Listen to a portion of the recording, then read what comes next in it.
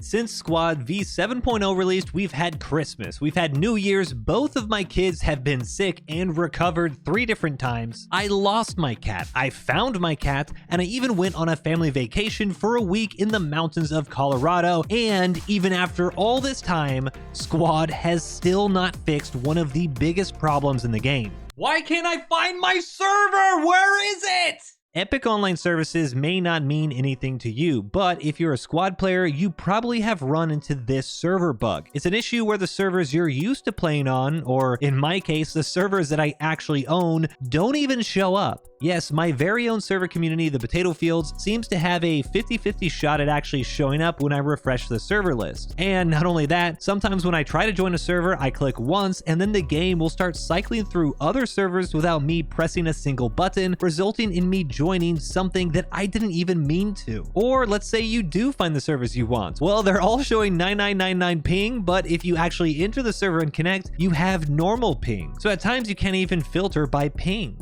These server issues are all thanks to Epic Online Services, which was released last month with v7.0 on December 12th, 2023. And I wish this was a video where I'm able to share some secret info that it's being fixed, but I've got nothing. After Squad was updated to v7.0, the devs released a patch a couple days later to hotfix a few bugs, but then went on winter holiday. Yes, 3 days after releasing arguably the biggest backend change to the game, the devs just bounced. Now, a lot of people like to think that I'm a Squad shill and will only praise the game and the devs because I like the game a lot and I make a whole bunch of content on it. It also doesn't help that image that I'm an OWI partner, and most of the time I actually do like what the devs do. But I am more than happy to call out the devs if they screw something up, and this is a big screw up. From a player standpoint, these server issues have caused a lot of frustration in just trying to enjoy the game. Adjusting filters to select your language, your ping, your full or empty servers, all that stuff can help, but at the end of the day, it just feels like a coin flip on whether or not you're going to find the server your friends are playing in.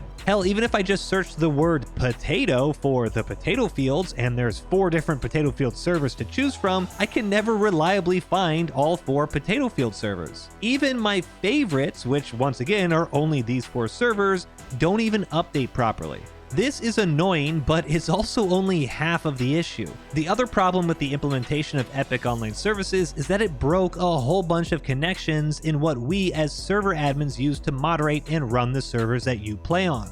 Battle Metrics, where you can search for servers as well as remotely use admin tools, was broken. Squad.js, which many servers use in combination with Discord integrations or having auto triggers to manage server tasks, was also broken. The community ban list, which helps moderate servers against problem players, it's broken. This update caused weeks of behind-the-scenes fixing by communities donating their time because they just love the game and the friends that they play with. And I'm also not even going to touch on the issues that the hosting companies have had with the new cheating exploits, which actually allow a single person to crash an entire server by spamming explosives. This update caused problems for the players, the server admins, and the hosting companies. And at the end of the day, if you don't have those 3, or even really one of those 3, then you don't have the game.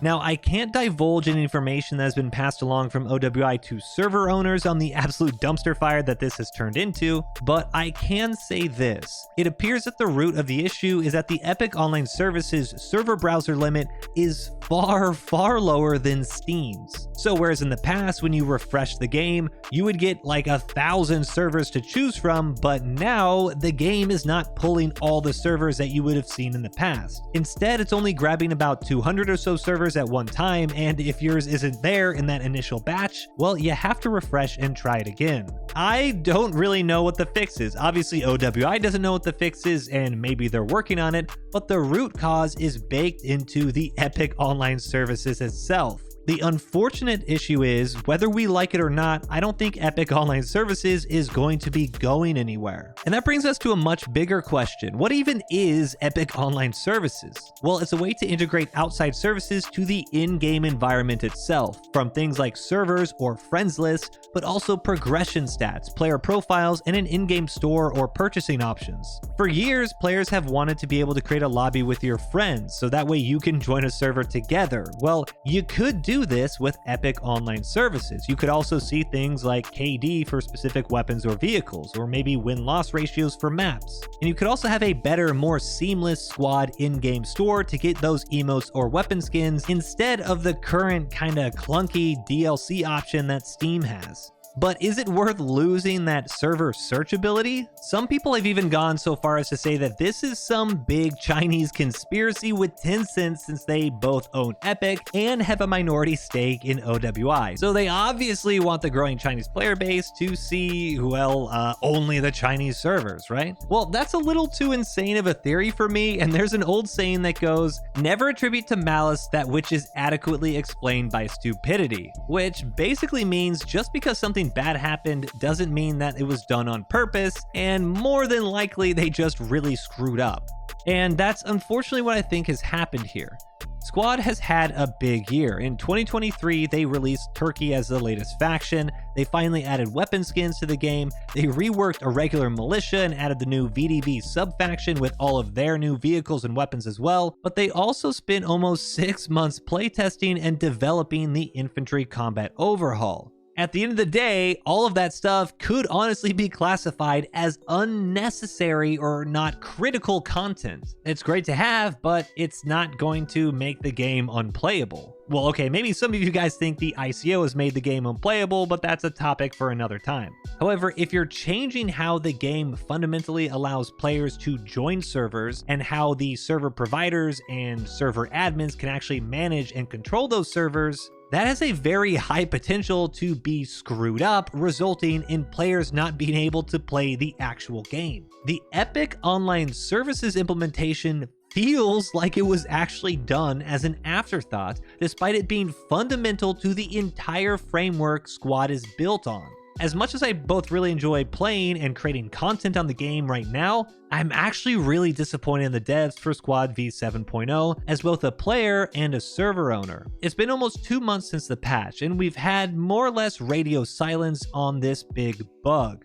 But what's worse than that radio silence, in my opinion, is choosing to release such a substantial change to the game and then just leaving the office. Developers typically release big game updates on weekdays for this exact reason. You don't want to update your game on a Friday, have everyone leave the office for the weekend if it goes horribly, and then you can't address any of the issues your players are running into. I would have thought that same principle would be used for a 3-week-long holiday. Why would you ever implement something that could so fundamentally screw up the game and then just disappear for a month? It all just reads as some corporate goal that had to happen no matter what. And if they were to update Squad to include Epic Online Services by the end of 2023, perhaps that was something that would make the game or the company more appealing from a business standpoint in the industry for 2024. This is the only way I can wrap my head around implementing Epic Online Services, because it sure as hell isn't making the gaming or server management experience better at all. Maybe it will in the future, but right now it's very obviously just thrown into the game, and the devs were just hoping to squeeze it in and fix it later, which honestly just feels kind of disrespectful. Now, I wish I had a nice little way to wrap up this video and say, here's the plan, this is what they're going to do, but that's all I got here. I don't have a solution. I don't have any other information on the server issues, but honestly, I just got back from vacation, went to load up the game, and I spent like 3 minutes just trying to find the server that I wanted to play in. I'm just so fed up trying to join my own servers that I had to stop everything I was doing and make this video. Whatever goodwill the devs have built up over the past year, I think has really been eroded a bit from this poorly implemented updates. But what do you guys think? Am I overreacting? Is it a bit crazy that it's now going on 2 months without a solution to this? Or maybe the benefits of Epic Online Services make up for whatever is happening right now? Let me know your thoughts in the comments down below, and I'll see you in the next one. Until then, peace.